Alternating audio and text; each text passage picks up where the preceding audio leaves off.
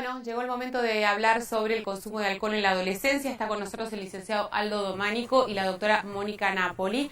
Ya hemos hablado con Aldo de esta cuestión y debemos hablar muchísimo tiempo más, porque la única manera de que empecemos todos a tomar conciencia de esta realidad es que se converse y que se sepa y que no se esconda y que no partamos de la base de que esto es normal y corresponde a una etapa de la vida donde nos tenemos que hacer los distraídos, y porque los chicos son adolescentes y los chicos adolescentes toman y bueno, y así son las cosas.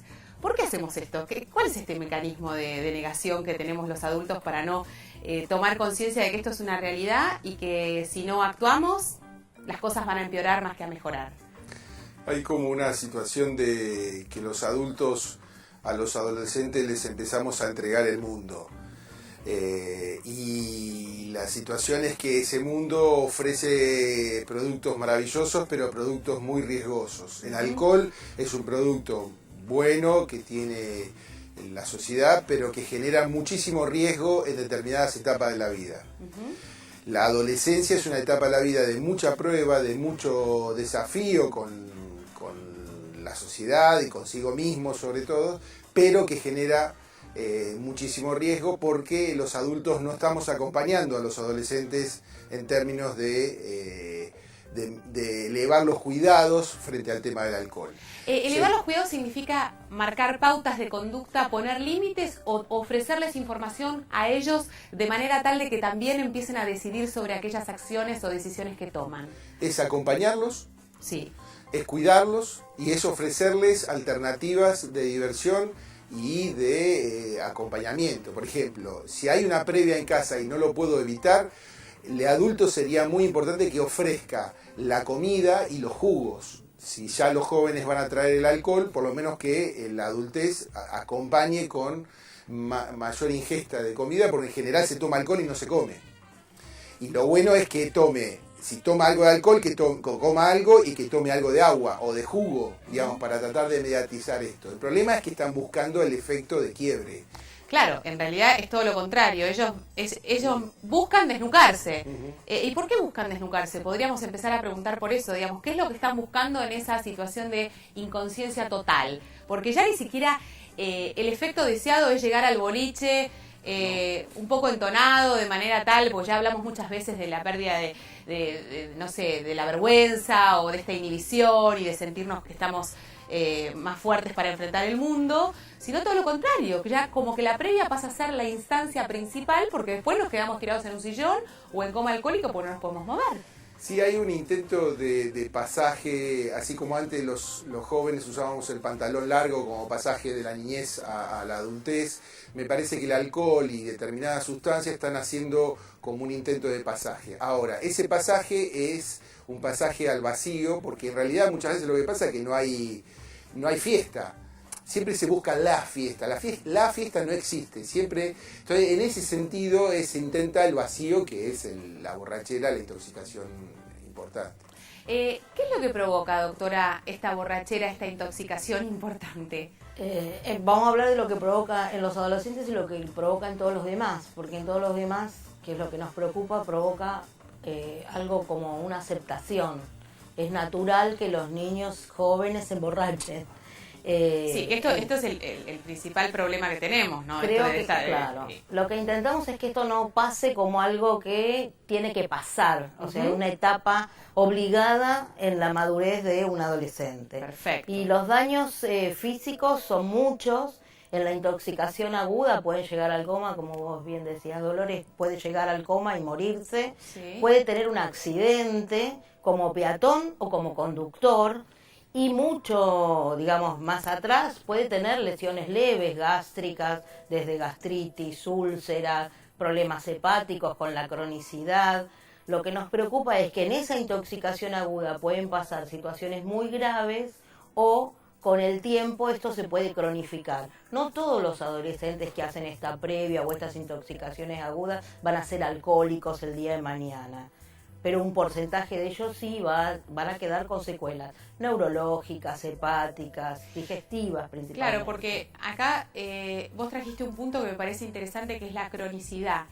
Ya no es más una vez al año en el viaje de egresados que me agarré una borrachera y que fue una situación circunstancial. Esto es el programa del fin de semana. O sea, el programa del fin de semana es juntarme e inclusive a mí me da la sensación, y veíamos las imágenes, es a ver qué puedo hacer para que el otro caiga. Porque no solamente qué es lo que me pasa a mí, sino es provocar el desnuque del amigo, como el divertimento del fin de semana, Es ¿no? un programa de todos los fines de semana. Por eso, a eso hablamos, nos referimos a la Quizás son cronicidad. adolescentes que tienen una inserción social de lunes a viernes, trabajan, estudian, viven con su familia, pero el sábado y domingo se comportan de una manera completamente diferente. Generalmente, como bien decía el licenciado Aldo, porque no están bajo la vista de los adultos. Quizás comen una pizza con una gaseosa en casa con los papás y después salen y hacen la previa en otra casa donde sí se facilita o se permite el alcohol, o en la calle o donde estén, pero digamos tienen un comportamiento social de lunes a viernes y otro diferente en la salida. Aldo, y esto seguramente todos los padres nos lo estamos preguntando, ¿cómo generar este mecanismo de confianza y para que esto no suceda, ¿no? Porque está bien, en la práctica o en la racionalización nosotros podemos estar de acuerdo de que esto no está bueno y que debemos de tomar cartas en el asunto. Ahora, como papá, ¿cómo hago para generar este ámbito de confianza en el grupo de adolescentes para que coman, para que yo pueda estar ahí de alguna manera controlando y asistiendo de acuerdo a las necesidades de cada momento? Nosotros como Ministerio de Salud lo que proponemos es que esto no se inicie cuando los jóvenes empiezan a tener previa. La confianza se tiene que generar tiempo antes en el sentido de acompañamiento, como ustedes decían antes, en un viaje, en un encuentro, en actividades en conjunto, no continuadas, porque los adolescentes no van a aceptar esto, pero sí en etapas previas. El segundo ítem que proponemos es que el adulto en la casa tiene la responsabilidad de acompañar, o sea, no, si el adolescente dice no, en casa no, bueno, ahí hay una cuestión de autoridad y de contención que el padre o la madre o los referentes que haya acompañen. O sea que el adulto tiene que pautar. Sí, ahí nosotros no nos debatimos en un riesgo porque el adulto intervenga. De hecho, el problema mayor es que algunos adolescentes ni siquiera tienen con quién pelearse, porque el adulto se retira tanto que ni siquiera hay una discusión de si traigo o no alcohol. Entonces, es preferible que el adolescente tenga a alguien con quien discutir esta temática que ni siquiera que en relación a alguien que bueno, está bien, vos venís con tus amigos, listo, yo me voy de casa. Esto que estás planteando me parece que es tan interesante porque es como algo nuevo, es como responde a quiénes somos nosotros como padres en esta nueva generación, ¿no? Me resulta más fácil darme vuelta y decir yo no puedo con esto, a confrontar, discutir, intentar resolver, que obviamente no nos gusta a ninguno, pero en eso está la salud de nuestros hijos, o sea, algo tan importante y tan básico como la salud y como la preservación de ellos, ¿no? Está la salud de nuestros hijos y está el proyecto como país.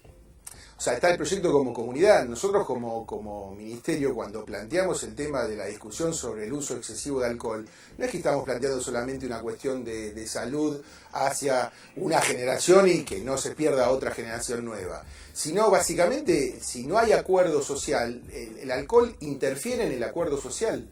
Por ejemplo, el cuidado de la sexualidad o el uso del preservativo en una situación de intoxicación se pierde la lógica. Entonces, la accidentología no es solamente una accidentología de moto o de auto, sino en las casas mismas se caen, se lastiman, llegan a las guardias lastimados porque se cayeron en la casa, ni siquiera salen de la casa. Esto que muchas veces se muestra, se ha incrementado notablemente el ingreso de adolescentes en las guardias los fines de semana en comas alcohólicos o en accidentes o en situaciones inclusive que no llegan por ahí a un coma, pero que tienen que ver con un malestar, con una descompostura. Sí, o con lesiones. O con lesiones. En realidad, esto viene pasando paulatinamente, cada vez son más jóvenes o más niños los que llegan con la intoxicación. ¿De qué edad estamos hablando? Y estamos hablando que estas previas y estas fiestas con alcohol más o menos empiezan en la fiesta de egresados de primaria. Así que estamos hablando de 12 o 13 años. Y esto también se incrementa en los últimos años con la combinación de las bebidas mal llamadas energizantes, que no Sí. aportan nada de energía, sino que tendrían que llamarse cafeinadas o estimulantes. Sí. La combinación lo que hace es retrasar el efecto del alcohol, o sea, alcohol combinado con un estimulante permite tomar más cantidad de alcohol y llegar a intoxicaciones más severas.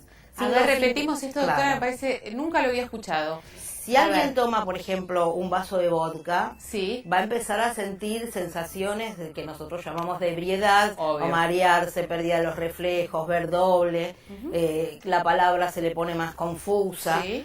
y cuando tome el segundo vaso se va a intoxicar y va a tener más síntomas cercanos al coma según la edad, el peso y demás. Ahora, si esto se combina con una bebida energizante, quizás estos síntomas se retrasen en la aparición, la intoxicación sigue funcionando Claro, igual, claro. y entonces se llegan a intoxicaciones más severas. Esto es lo que estamos viendo en los últimos años, intoxicaciones más severas en jóvenes que antes No se tiene registro de la intoxicación, entonces se sigue. Exactamente. Y cuando Exacto. se llega Cuando ya se llega es a un una drama. alcoholemia determinada, todos los seres humanos entran en coma. Otro de los recursos que me parece interesante plantear tiene que ver con la asistencia, ¿no? Hablamos de la confianza y de esta posibilidad de que los adultos puedan intervenir y que puedan pautar ciertas cosas. ¿Qué pasa con la situación que un chico se descompone? El poder generar también esa confianza para que la primera persona a la que recurramos sea un adulto responsable que nos pueda ayudar y no solucionarlo entre los jóvenes que muchas veces están también en un estado de ebriedad y que no pueden resolver las cosas claramente.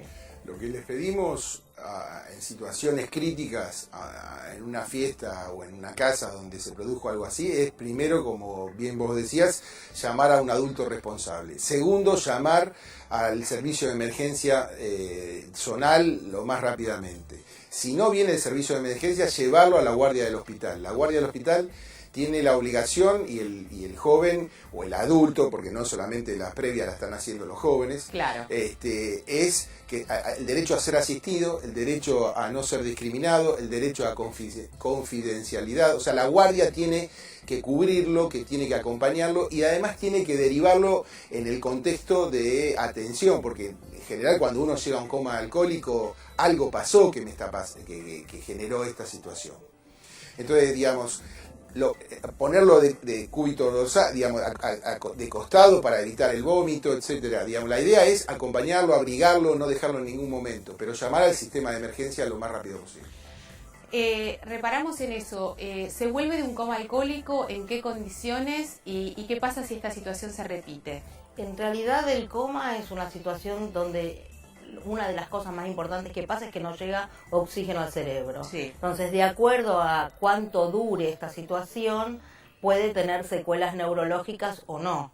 Por eso la atención inmediata lo que trata de evitar es poder salir de ese coma sin tener ninguna secuela neurológica, que sería la más grave. Después, bueno, aparecen también los traumatismos, las lesiones que digamos, cuando uno ve un paciente intoxicado con alcohol y con un politraumatismo, no sabe si ese coma, cuánto de ese coma se debe al alcohol y cuánto de ese coma se debe Perfecto. a los golpes y al traumatismo. Creo que un caso representativo que sucedió hace muy poco tiempo, a pocos días, tiene que ver con este joven que aquí en Capital Federal chocó, que había tomado líquido de frenos y que me parece que es la representación de todo aquello que puede suceder.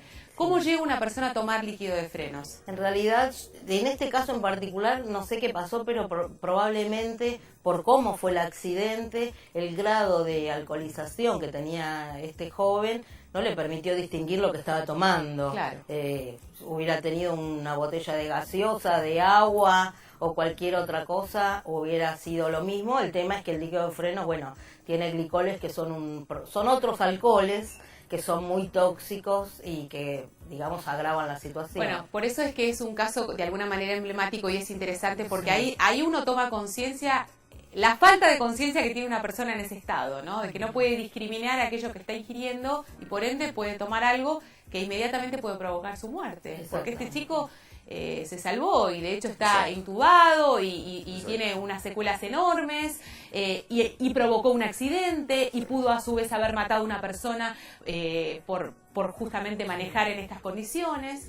Por eso me parece importante que la población acepte los controles de alcoholemia que hacen los municipios o la Agencia Nacional de Seguridad Vial, porque en realidad lo que está haciendo el Estado es cuidar la vida de las personas que manejan y de los otros. Entonces, en ese sentido, es muy importante la aceptación y la colaboración con los controles de alcoholemia. Yo creo, Aldo, que a partir de los controles de alcoholemia, que son relativamente nuevos en nuestro país, esto es un tema que uno, aunque sea entre los adultos, lo conversa.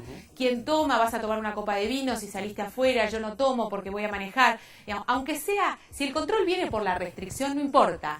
Es un control que nos ayuda a todos a convivir de una mejor manera. Y las buenas prácticas, porque la gente se acostumbró que para no dar una alcoholemia positiva, justamente, no es lo mismo tomar 2 vasos de vino en el término de lo que dura una cena o con una sobremesa, habiendo sido alimentado previamente, o sea, esto de comer algo antes de empezar la Claro. Entonces, en mucha gente esto permitió no solo no tomar tanta cantidad cuando maneja, sino tener la buena práctica, porque no decimos no hay que tomar alcohol, decimos no es lo mismo tomar 2 vasos de vino en una cena que dure 1 hora y media que tomarse 2 vasos de vino en ayunas. Por supuesto. Gracias a ambos. Muchísimas Gracias gracias. a vos. Tenemos que hacer la pausa. Después estaremos hablando con la licenciada Pinky Zuberbuller acerca de estas dietas que nos imponemos o que escuchamos y que adquirimos y que en general nos hacen mucho mal a la salud. Ya venimos.